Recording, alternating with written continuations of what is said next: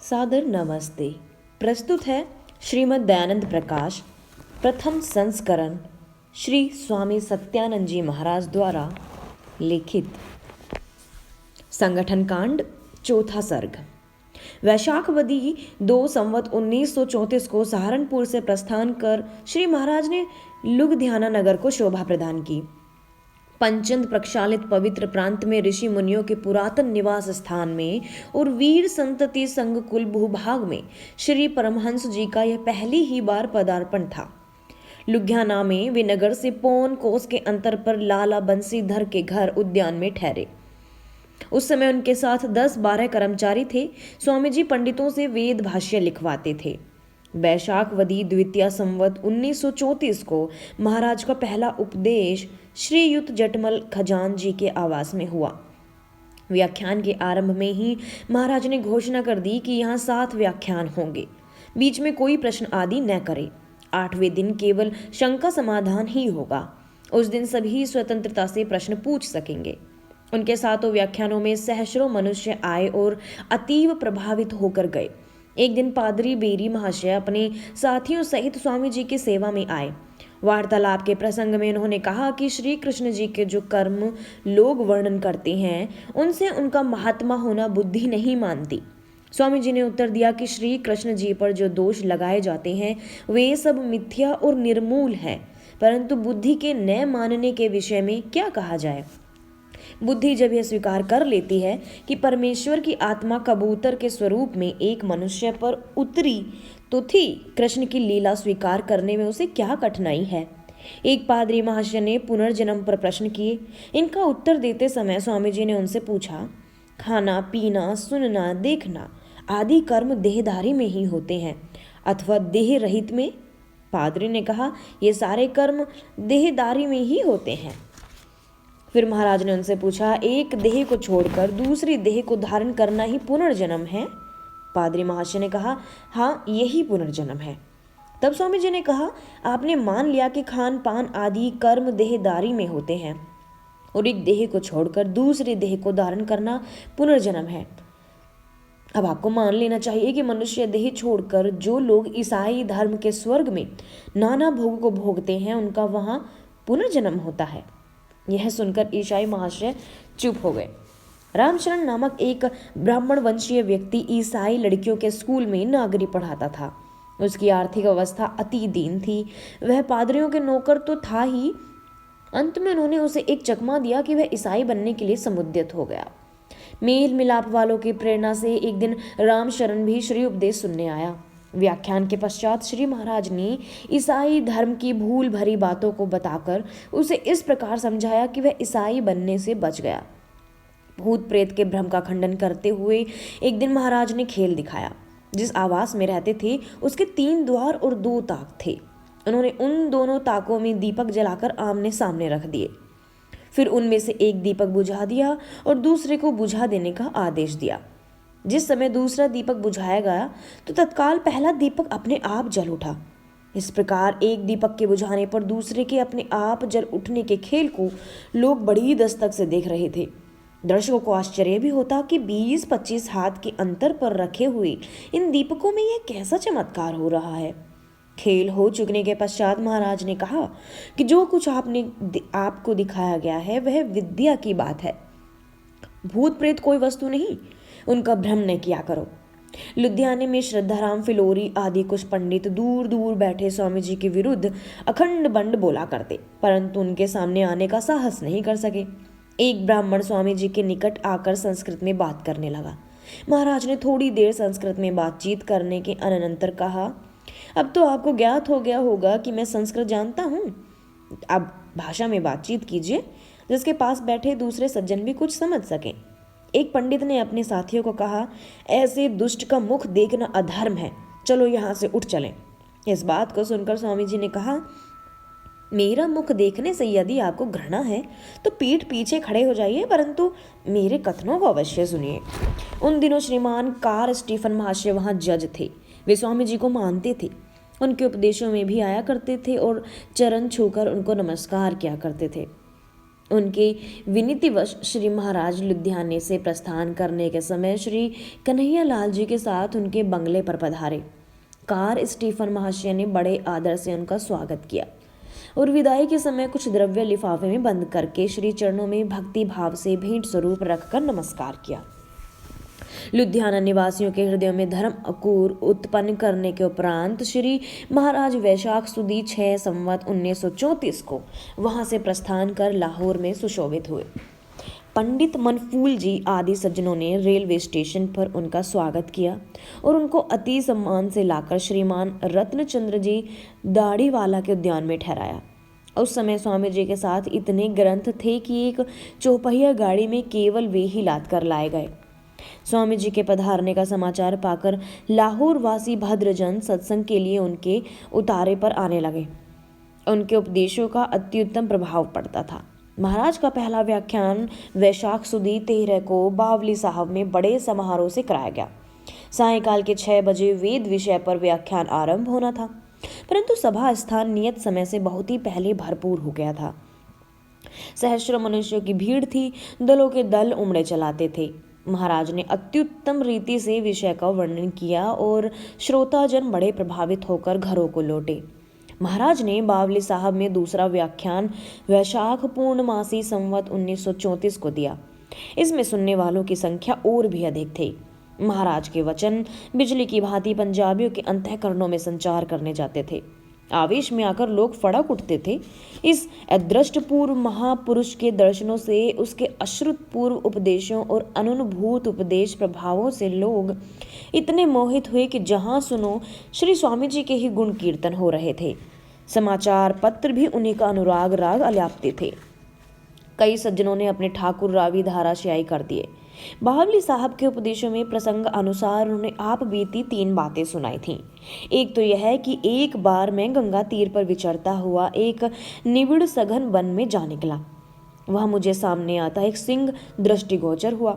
मैं सीधा चलता हुआ जब उसके पास पहुंचा तो वह सिंह मेरी ओर देख मुंह फिराकर जंगल में चला गया। दूसरी घटना यह थी, एक बार मैं एक पर्णकुटी में आसन रमाए बैठा था। उसके पास ही कुछ साधु रहते थे। वे अकारण ही मेरे द्वेषी बन गए। जब महाकली निशा आकाश की निविड़ काली माँ के साथ एकाकार हो रही थी तो वे साधु मुझे मार मिटाने के लिए मेरी कुटिया पर आए और वध की विधि सोचने लगे। उनकी बातें मुझे सुनाई पड़ती थी। थोड़ी देर तक परस्पर परामर्श करने के अनंतर उन्होंने मेरी झोपड़ी में आग लगा दी। जब घास फूस की कुटी को आग की लपेटें लपेट कर भस्मीभूत करने लगी तो मैं छप्पर को उठाकर बाहर निकल आया। तीसरी घटना यह है, बनारस में एक दिन जबकि मैं व्याख्यान दे रहा था, एक मनुष्य ने मुझे पान ला कर दिया। जो ही मैंने उसे मुख में रखा, उसका रस चूसा तो मुझे ज्ञात हो गया कि इसमें विष मिला हुआ है। मैंने उसी समय वमन द्वारा उसे निकाल दिया। स्वामी जी का लाहौर बुलाने में अधिक हाथ ब्रह्म समाजियों का था। उनके निवास आदि का प्रबंध भी प्राय वे ही करते थे।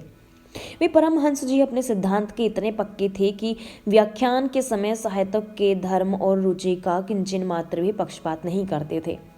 न्याय अनुकूल सबको स्पष्ट सुना देते थे।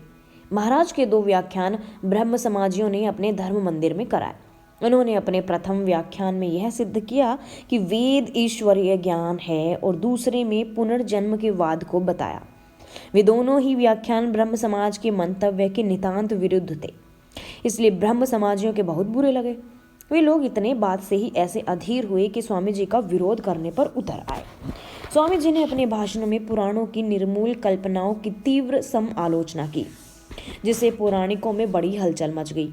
बहुत से पंडित तो विघ्न विरोध करने पर इतने तुल गए कि जिस उद्यान में महाराज निवास करते थे वे उसके अधिपति श्री रत्नचंद्र जी को भड़काने लगे कि आपने अपने उद्यान में किस नास्तिक को उतार रखा है। वह सब देवताओं का खंडन करता है, न जाने कोई कृष्टान है अथवा कोई और है।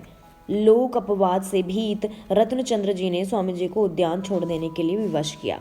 स्वामी जी के प्रेमी उनको डॉक्टर रहीम खान की कोठी में ले आए। यह कोठी भक्त छज्जू के चौबारों के पास थी। पंडित मनफूल जी स्वामी जी के सत्कार करने वालों में उस समय मुख्य माने जाते थे। ब्रह्म समाजों तो रुष्ट होकर स्वामी जी के व्यय के लिए द्रव्य देना बंद कर दिया था, इसलिए उनके आतिथ्य का प्रबंध पंडित मनफूल जी को ही करना पड़ता था। परंतु महाराज किसी के भी अनुचित दबाव में नहीं आते थे। एक दिन मनफूल जी ने स्वामी जी से कहा, नगर के सारे लोग मूर्ति पूजा के खंडन से अप्रसन्न हैं। आप जब उनका खंडन न किया करें, ऐसे करने से महाराज जम्मू और कश्मीर भी आप पर प्रसन्न हो जाएंगे। महाराज ने तत्काल उत्तर दिया, मैं महाराजा जम्मू और कश्मीर को प्रसन्न करूं या ईश्वरीय ज्ञान वेद के आदेश अनुसार चलूं, चाहे जो हो, मैं वेद आज्ञा को भंग नहीं करूंगा। यह सुनकर मनफूल जी ने मन मुटाव उत्पन्न कर लिया और उनके समीप आना जाना छोड़ दिया। डॉक्टर रहीम खान की कोठी में स्वामी जी एक दिन व्याख्यान देते हुए दूसरे दिन शंका समाधान करते थे। उनके सत्संगों में सहस्रों आर्य, मुसलमान और ईसाई आते, उपदेश सुनते और संशय दूर कराते। एक दिन स्वामी जी के पास पादरी हूपर महाशय आए और पूछने लगे कि वेद में जो अश्वमेध और गोमेध यज्ञ का वर्णन है, आप उसका क्या समाधान करते हैं? स्वामी जी ने उत्तर दिया कि वेदों में पशु बलि का वर्णन कहीं भी नहीं है। अश्वमेध का अर्थ न्याय पूर्वक प्रजा पालन है और गोमेध का अर्थ है अन्न का उपार्जन करना, इंद्रियों को पवित्र बनाना, भूमि को शुद्ध रखना और मृतक का दाह कर्म करना। दूसरा प्रश्न पादरी महाशय ने वैदिक वर्ण व्यवस्था पर किया। इसके उत्तर में स्वामी जी ने कहा कि वेदों में वर्ण गुण कर्म अनुसार माना गया है। तब पादरी महाशय बोले कि यदि मेरे गुण कर्म उत्तम हो तो क्या मैं भी ब्राह्मण कहला सकता हूँ? महाराज ने कहा, निसंदेह गुण कर्म ब्राह्मण वर्म के होने पर आप ब्राह्मण कहे जा सकते हैं। डॉक्टर रहीम खान की कोठी में एक दिन महाराज भाई दित्य सिंह को वेदांतवाद का अधूरापन समझा रहे थे। उस समय वहां पंडित शिव नारायण अग्निहोत्री जी भी विद्यमान थे। वह आप बीच में बोलने लग गए। स्वामी जी ने पंडित महाशय को कहा, आप यूं ही बीच में हस्तक्षेप कर रहे हैं। आप यह तो बताइए कि भाई जी ने क्या प्रश्न किया और मैंने उसका उत्तर क्या दिया। अग्निहोत्री महाशय प्रश्न और उत्तर को ठीक ठीक न बता सके। तब महाराज ने उनको कहा कि जिस बात की समझ ही न हो उसमें हस्तक्षेप करना अच्छा नहीं। इनकी शिक्षा से पंडित महाशय रुष्ट हो गए। एक दिन पंडित शिव नारायण जी ने स्वामी जी से कहा कि आप वेद में किस्से कहानियां नहीं मानते, परंतु सामवेद में तो उल्लू की कहानी विद्यमान है।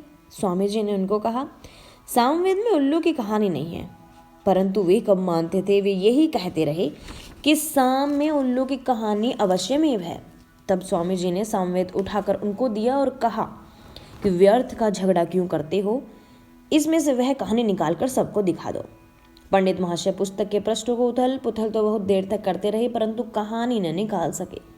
स्वामी जी ने उन्हें कुछ न कहा, परंतु लोगों ने उस समय बहुत ही लज्जित किया।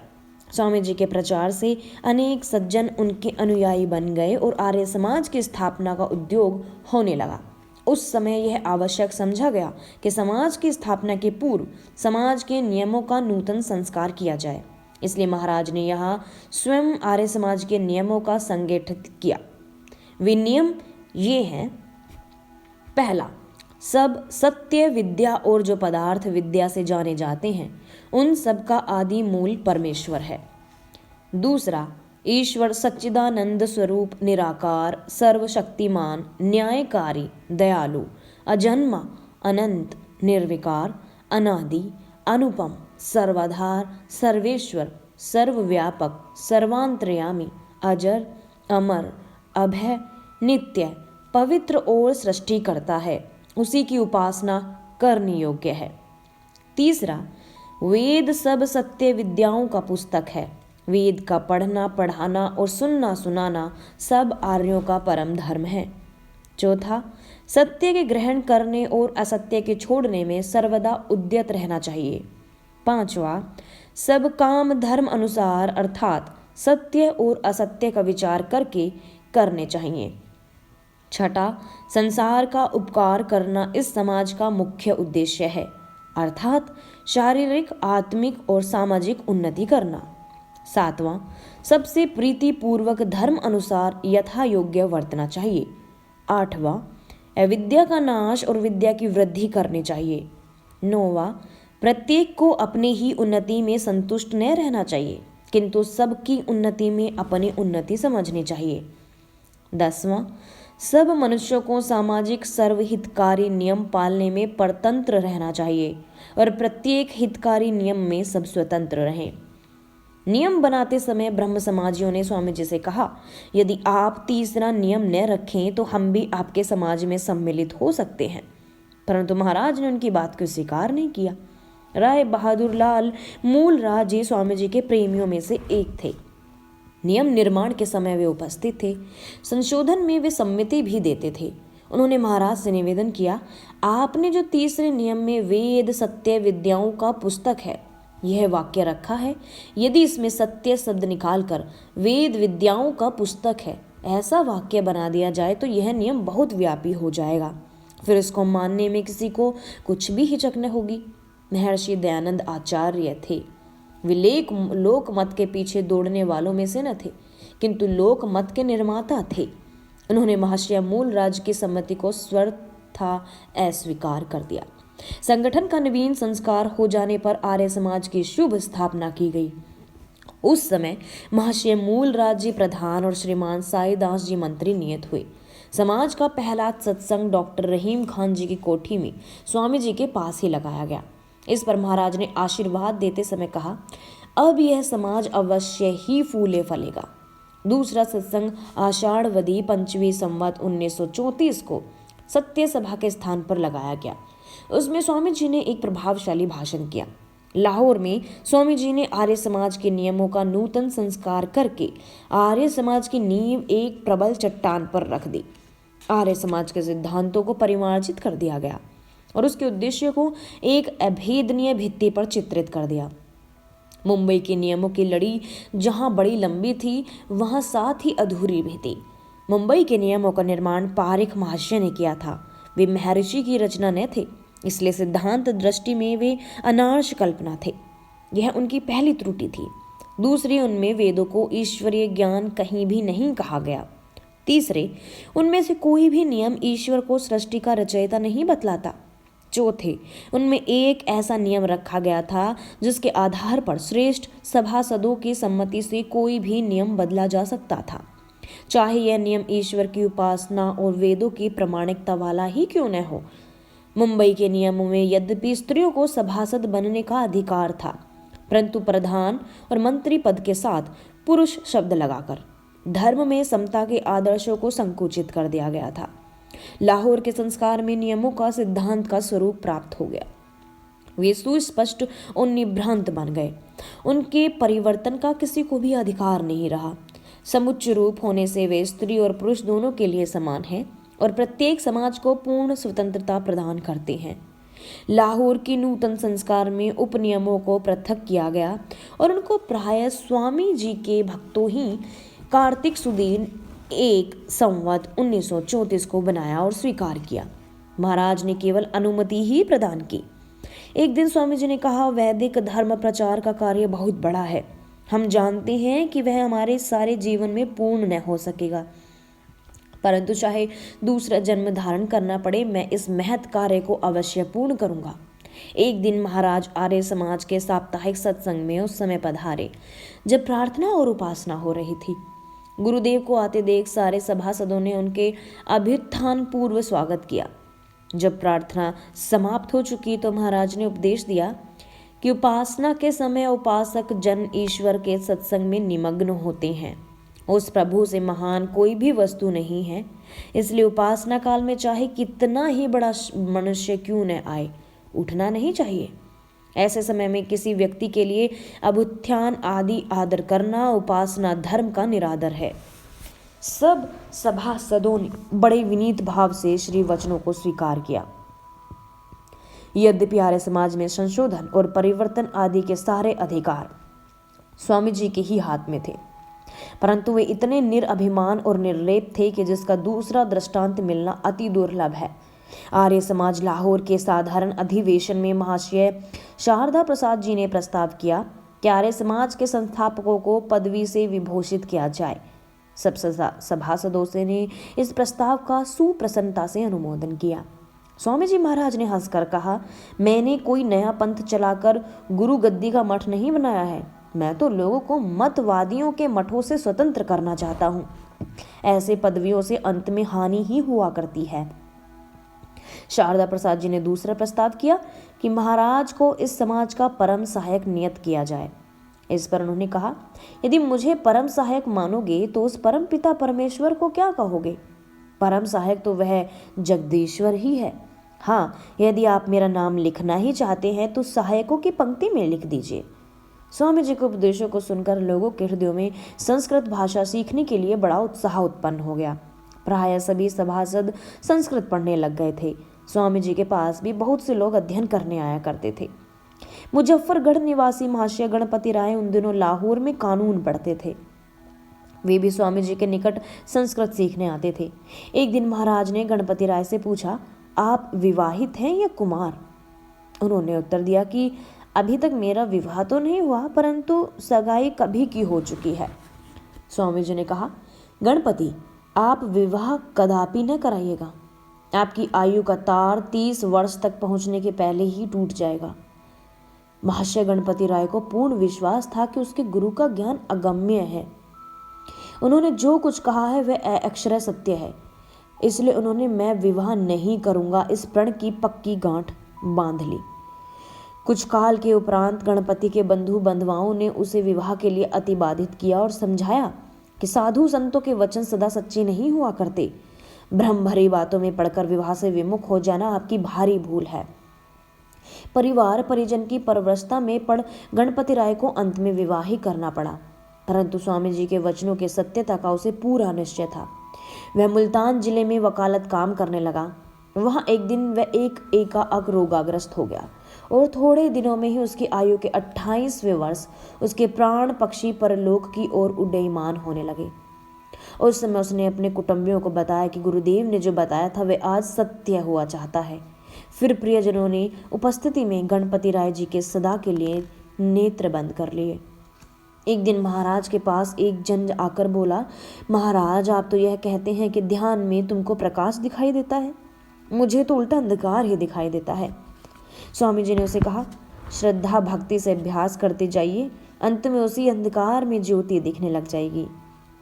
प्रसंग चलने पर महाराज ने सत्संगियों को कहा, योग शास्त्र का सारा वर्णन सत्य है, परंतु उसके बताने का यह समय नहीं है। डॉक्टर रहीम खान की कोठी पर एक दिन बहुत से पंडितों ने स्वामी जी से कहा कि आप वेदों का प्रचार करते हैं, यह तो बहुत अच्छी बात है, परंतु यदि पुराणों को भी साथ मिलाए रखेंगे तो सोने में सुगंधित संयोग हो जाता है। महाराज ने कहा कि मैं कई वर्षों तक यह सोचता रहा कि किसी प्रकार पुराणों की संगति वेदों के साथ मिल जाए, परंतु जब मैंने देखा कि वे किसी प्रकार भी वेदों से मेल नहीं खाते और सर्वथा वेद विरुद्ध हैं, तब से मैंने पुराणों की प्रमाणता का परित्याग कर दिया। एक भद्र पुरुष ने स्वामी जी से कहा कि आप जो मुक्ति से पूर्णावर्ती मानते हैं, यह मंतव्य कोई चिरकाल के विचार का परिणाम प्रतीत नहीं होता। उन्होंने उत्तर दिया कि आपका यह भारी भ्रम है। पुनरावृत्ति होने पर तो मैं कई मास तक विचार करता रहा हूँ। अंत में मैंने यही परिणाम निकाला है कि शांत कर्म का अनंत फल नहीं हो सकता, इसलिए मुक्ति से पुनरागमन ही मानना समीचीन है। 5वां सर्ग। महर्षि ने पंजाब प्रांत के मस्तिष्क लाहौर को अपने प्रभावशाली उपदेशों से प्रभावित कर लिया, वेद शास्त्र के महत्व पर मोहित बना दिया और अपने प्रेम के परम पुनीत तार में पिरोकर उस कार्य क्षेत्र में उतार लिया। पंजाबियों के सदा प्रेम से, सरल स्वभाव से, श्रद्धा भक्ति से, कार्य तत्परता से और धर्म वर्ष से श्री महाराज अति प्रसन्न हुए। लाहौर वासियों में आर्यत्व का सच्चा अभिमान उत्पन्न करने के पश्चात श्री महाराज आषाढ़वड़ी 9 संवत 1934 को अमृतसर में पधारे और सरदार दयाल सिंह मजीठिया के प्रबंध से रामबाग में मियां मोहम्मद खान की कोठी में ठहरे। उनके पधारने से अमृतसर के अधिवासियों में धर्म प्रेम उमड़ पड़ा।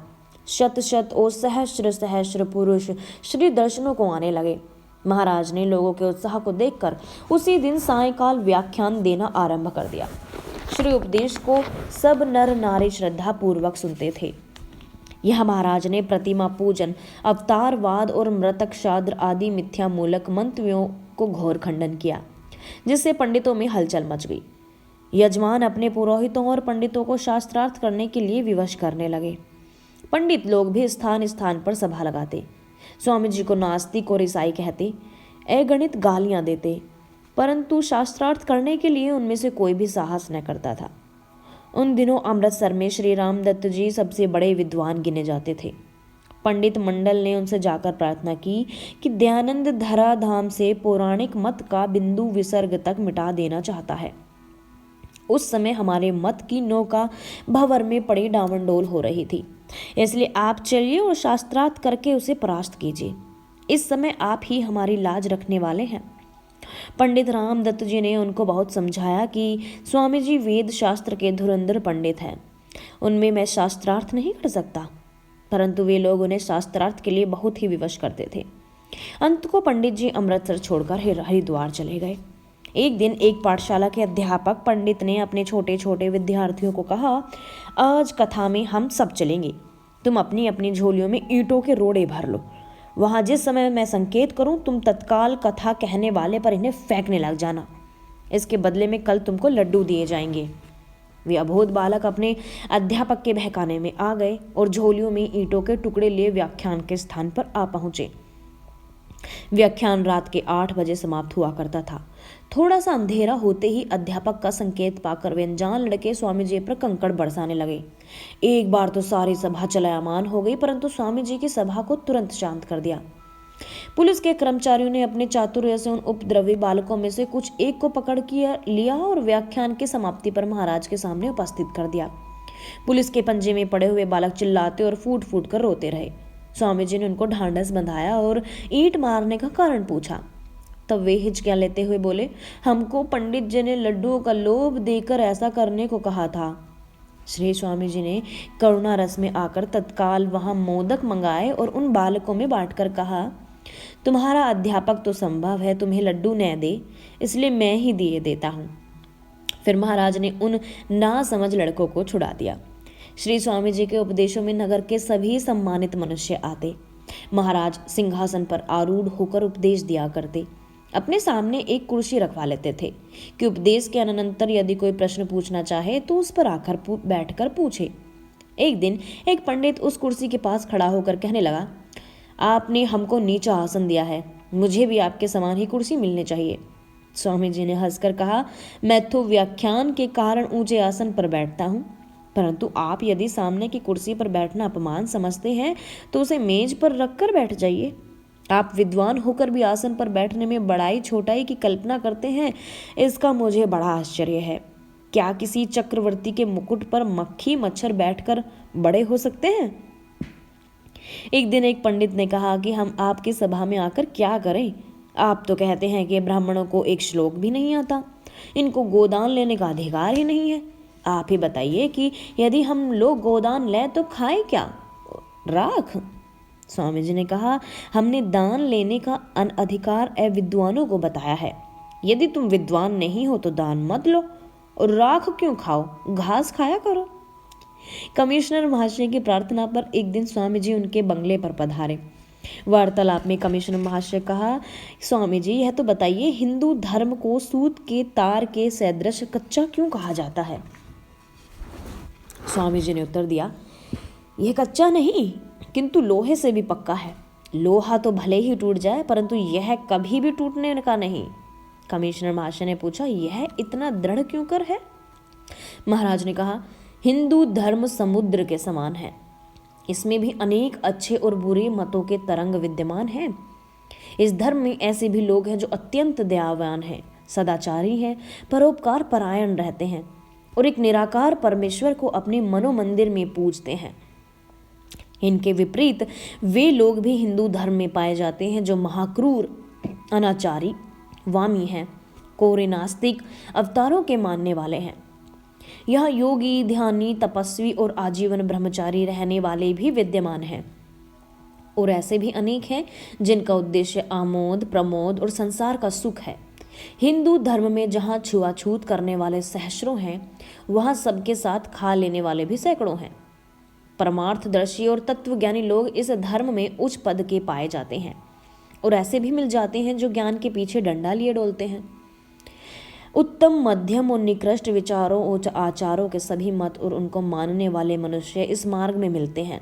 वे सभी हिंदू हैं, कोई उन्हें हिंदूपन से निकाल नहीं सकता। इसलिए मैं कहता हूँ कि हिंदू धर्म निर्बल नहीं किंतु परम सबल है। फिर कमिश्नर महाशय ने पूछा कि आप कैसे धर्म को फैलाना चाहते हैं। स्वामी जी ने कहा कि मैं ये केवल यह चाहता हूँ कि लोग पवित्र वेद की आज्ञाओं को माने, एक निराकार परमात्मा की उपासना करें, दुर्गुणों को छोड़कर सद्गुणों को ग्रहण करें। महाराज अमृतसर में ईसाई धर्म पर भी युक्ति युक्त सम आलोचना किया करते थे। उसकी असंभव कथाएं सुनकर लोगों को समझाते और आर्य धर्म के साथ उस तर्क तुला पर तोल कर त्रुटिपूर्ण सिद्ध कर देते थे। ईसाइयों के स्कूलों में पढ़ने वाले 40 आर्य युवक मन से ईसाई बन चुके थे। उन्होंने प्रार्थना सभा नाम से एक अपनी सभा बना रखी थी। आदित्यवार को वे वहां ईसाई रीति से प्रार्थना आदि किया करते थे। स्वामी जी के उपदेशों से वे सारे युवक अत्यंत प्रभावित हुए। उनके हृदयों से ईसाई मत का एक एक विचार कपूर की भांति उड़ गया और वे अपने पुरातन धर्म के महत्व को मानने लग गए। पादरी क्लार्क महाशय एक दिन स्वामी जी के पास आकर कहने लगे, आओ हम और आप मिलकर एक दिन एक ही मेज पर भोजन करें। स्वामी जी ने कहा, ऐसे करने से लाभ ही क्या है। पादरी महाशय बोले, इकट्ठे खाने से परस्पर प्रीति बढ़ जाएगी। इस पर श्री स्वामी जी ने कहा, शिया और सुन्नी मुसलमान एक ही बर्तन में खाते हैं। रूसी और अंग्रेज इसी तरह आप और रोमन कैथोलिक ईसाई एक ही मेज पर जीम लेते हैं, परंतु यह सब जानते हैं कि परस्पर कितना वैर विरोध है, एक दूसरे के साथ कितनी शत्रुता है। यह सुनकर पादरी महाशय अवाक हो गए। सरदार दयाल सिंह ने वेदों के ईश्वरीय ज्ञान होने पर कुछ प्रश्न किए, परंतु वे नियम का पालन नहीं करते थे। बहुत लंबा व्याख्यान देने लग जाते और स्वामी जी के उत्तर पर कोई ध्यान नहीं देते थे। स्वामी जी ने उनको समझाया कि यदि आप निर्णय यही करना चाहते हैं तो केशव चंद्र जी को आमंत्रित करके बातचीत करा लीजिए। सरदार महाशय ने स्वामी जी की शिक्षा को बहुत बुरा मनाया और रुष्ट होकर चले गए। Shri Bihari Lal ji extra assistant commissioner ने महाराज से कहा कि यदि आप मूर्ति पूजन का खंडन छोड़ दें तो सभी हिंदू आपके अनुगामी बन जाएं। उन्होंने कहा कि मैं इस लोक की बातों के लिए सनातन सत्य का परित्याग नहीं कर सकता। मनसुख नामक एक सज्जन अमृतसर में निवास करता था। वह धर्म कर्म से विमुख था और किसी भी साधु संत की नहीं सुनता था। स्वामी जी के उपदेशों के सुनने से उसके हृदय में भी भक्ति भाव की शुभ लता लहलाने लगी। एक दिन वह मिश्री का थाल लेकर श्री चरणों में उपस्थित हुआ और नमस्कार पूर्वक उसे समर्पण कर उसने दीक्षा की याचना की। श्री स्वामी जी ने महाशय मनसुख को अपार दया से धर्म दीक्षा दी और गुरु मंत्र गायत्री सिखाकर कृतकृत्य कर दिया। स्वामी जी के निकट एक साधारण स्थिति का मनुष्य आया करता और अति श्रद्धा से सत्संग का लाभ उठाया करता था। एक दिन उसने हाथ जोड़कर विनय की, भगवान, धनी लोग तो अनादि के दान और परोपकार से संसार सागर पार कर जाएंगे, परंतु मेरे ऐसे निर्धन का निस्तार कैसे होगा? मैं दान पुण्य तो कर नहीं सकता। महाराज ने कहा, सौम्य, आप बड़े उपकारी और पुण्य आत्मा बन सकते हैं। एक मनुष्य तो परोपकार और दान पुण्य करने से पवित्र हो जाता है और दूसरा पर अपकार और पाप कर्म न करने से भी अपना मंगल साधित कर लेता है। सो आप अपने हृदय में पर अपकार और अनिष्ट चिंतन का भाव कदापि न लाइए, इससे आप बड़े धर्मात्मा बन जाएंगे। अपकार न करना भी संसार का उपकार है। एक दिन स्वामी जी महाराज अपने निवास स्थान के एक कमरे में बैठे पंडितों से वेद भाष्य लिखवा रहे थे। बीच में एक उठ खड़े हुए और कर्मचारियों को कहने लगे कि पुस्तक आदि सभी उपकरण झटपट इस कमरे से बाहर निकाल दो। कर्मचारियों ने उनकी आज्ञा का पालन तो किया, परंतु वे मन ही मन यह कहते रहे कि स्वामी जी के यह कष्ट व्यर्थ ही दिया। जब सारे उपकरण दूसरे कमरे में पहुंच गए तो प्रथम कमरे की छत धड़ाम से भूमि पर गिर पड़ी। उस समय कर्मचारियों को महाराज की आज्ञा की उपयुक्तता का निश्चय अति विस्मय के साथ हुआ। श्री स्वामी जी एक समय उपदेश दे रहे थे। उस समय एक ओर से घोर आंधी धूलि राशि भूतकाल को एकाकार करती उमड़ी चली आती दिखाई दी। पवन भी प्रचंड रूप धारण करने लगा। झंझावात के उत्पात से जैसे मान सरोवर क्षुभित हो, ऐसे ही वह सत्संग सरोवर चलायमान हो गया। उठने के लिए दाएं बाएं झांकने लगे। उस समय महाराज ने मेज पर करतल प्रहार कर उच्च स्वर से कहा कि धैर्य रखिए, हिलिए नहीं, यहाँ आंधी नहीं आएगी। महाराज के कथन से लोग शांत हो गए और सचमुच आंधी भी वहां नहीं आई।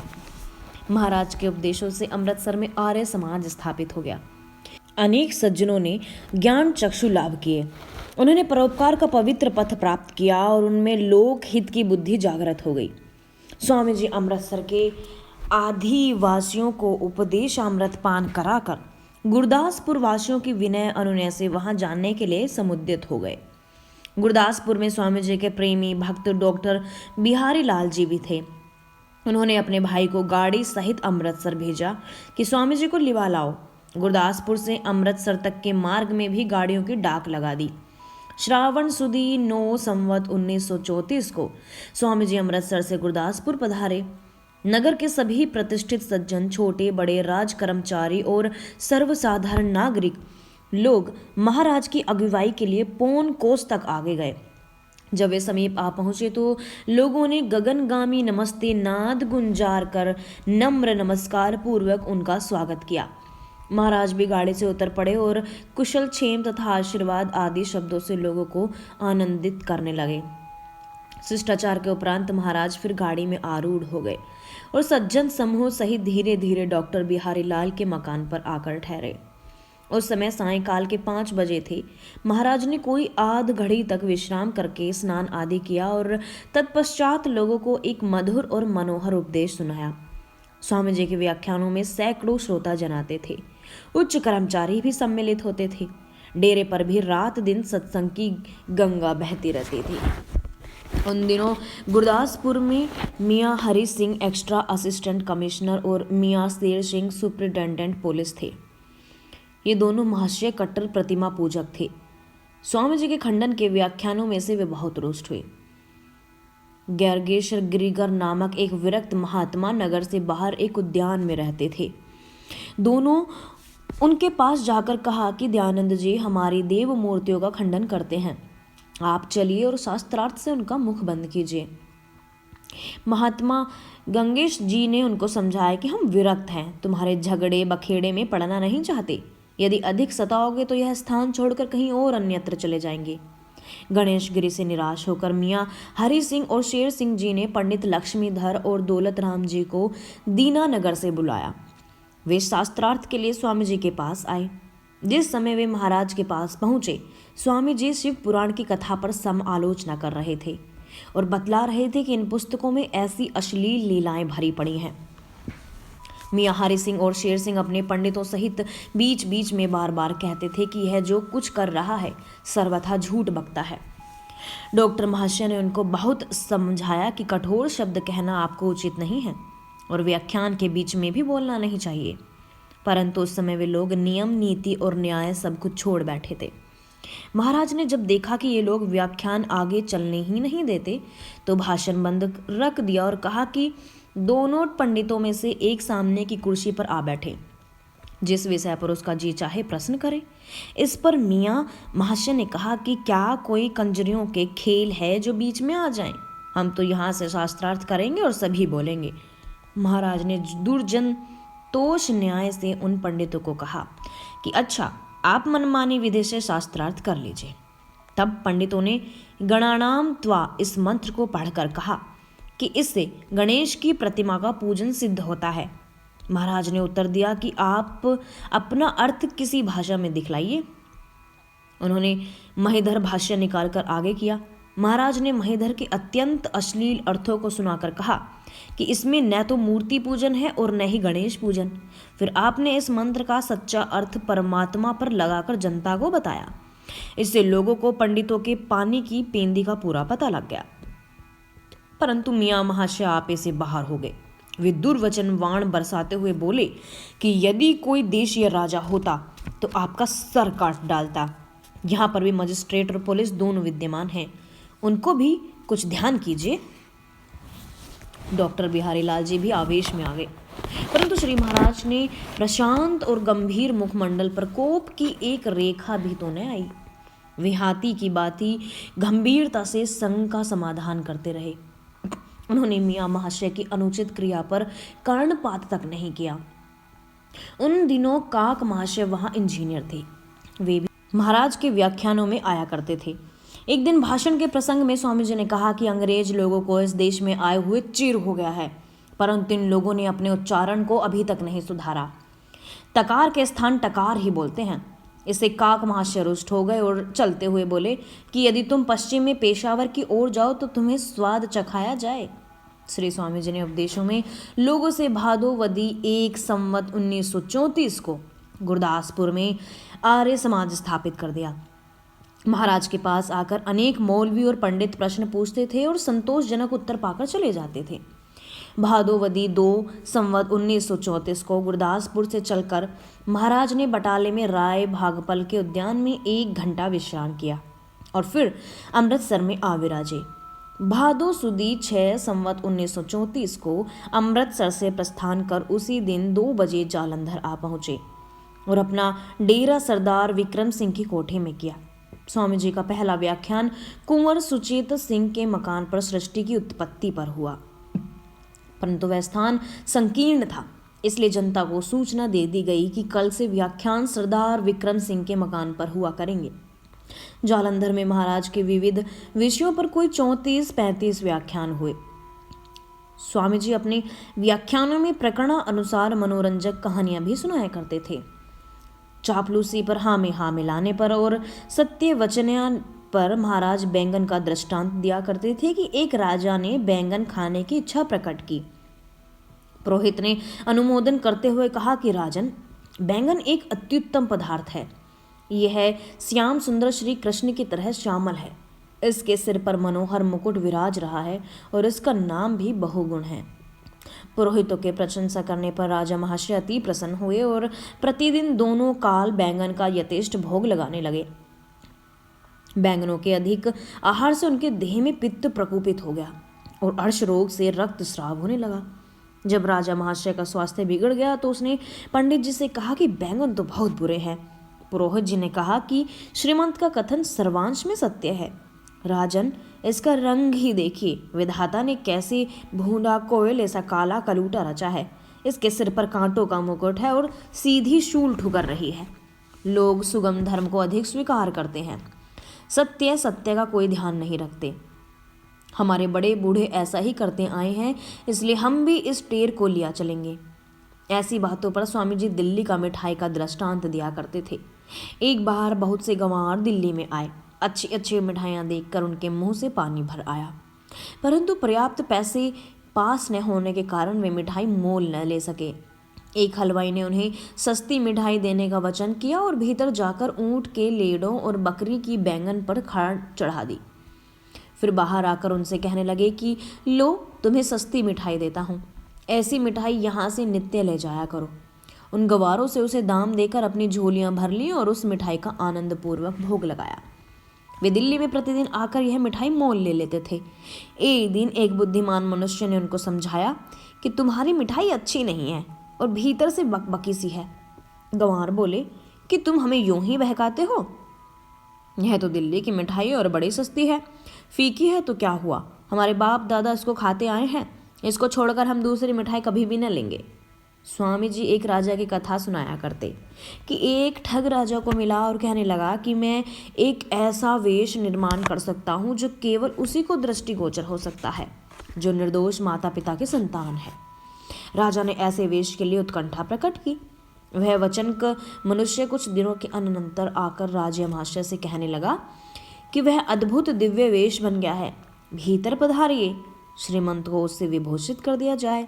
राजा सुप्रशंसा से उसके भीतर गया और वचन के उसके बहुमूल्य वस्त्र उतरवा लिए। फिर यूं ही इधर उधर हाथ फिराकर वह कहने लगा, श्रीमंत जी, अब आपको दिव्य वेश पहरा दिया है, मुझे पारितोषिक दीजिए और स्वच्छंदता से राज्य पाठ का कामकाज करने लग जाइए।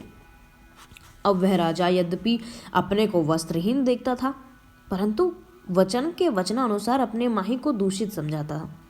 जो कोई उसे उसकी अवस्था सुझाता तो वह उसके माता पिता भी चरित्र दोष की कल्पना कर लेता। इस प्रकार विहंग में दशा में राजा महाशय न्यायालय में आ पहुंचा।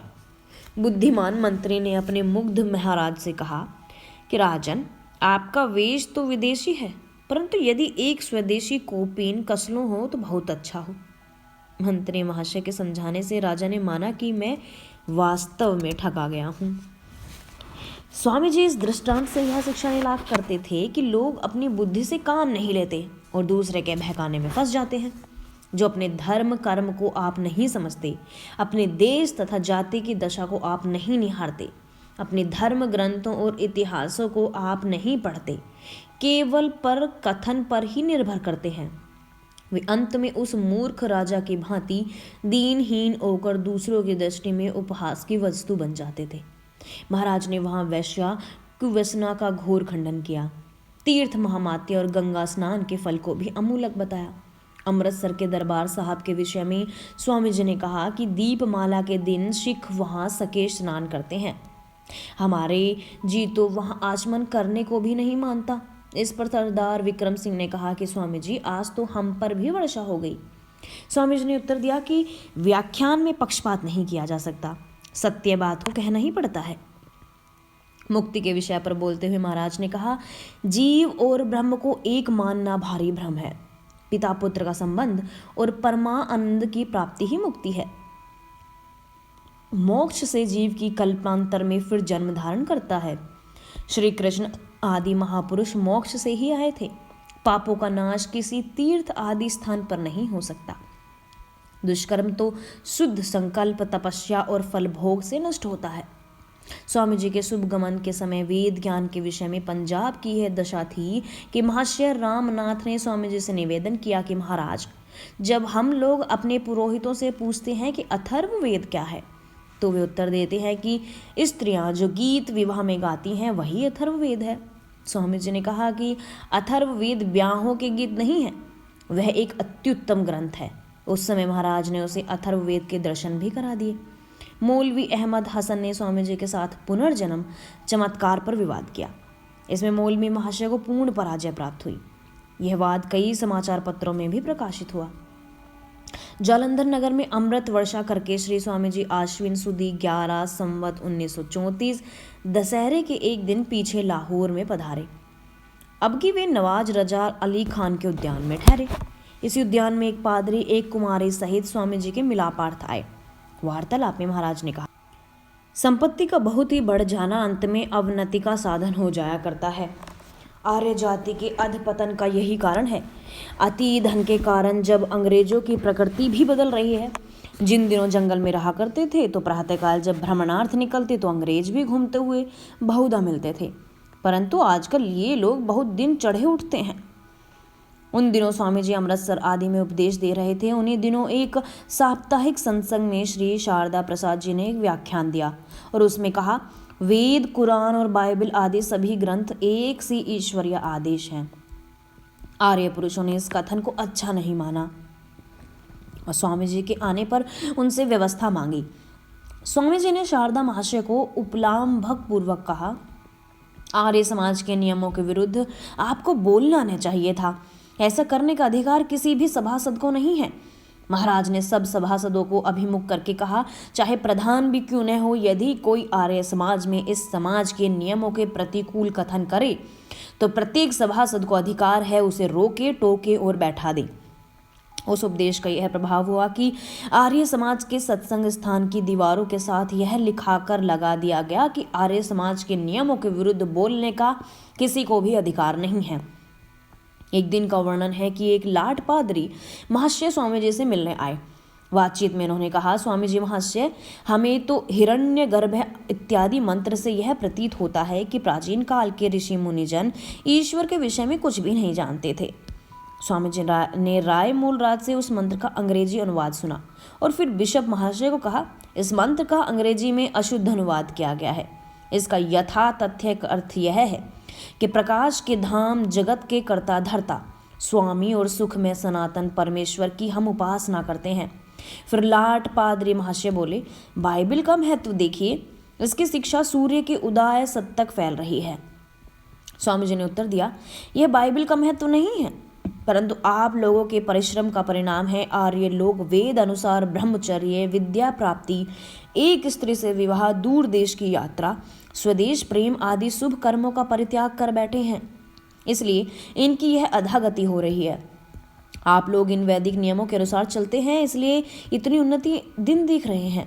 वास्तव में आर्य जाति से प्रताप से ही दूसरे जातियों में शिक्षा, सभ्यता, सदाचार विस्तृत हुआ है। आश्विन सुदी 14 संवत 1934 आदित्यवार को आर्य समाज का साप्ताहिक सत्संग था। उसमें महर्षि भी सम्मिलित हुए। उसी दिन स्थानीय ब्रह्म समाज का वार्षिक उत्सव था। साप्ताहिक सत्संग समाप्त हो जाने पर भगवान दयानंद अपने 200-250 भक्तों सहित ब्रह्म समाज के उत्सव पर पधारे। ब्रह्म समाजियों और सर्वसाधारण पर उनकी इस उदारता का अत्युत्तम प्रभाव पड़ा। अगला भाग आगे ऑडियो में।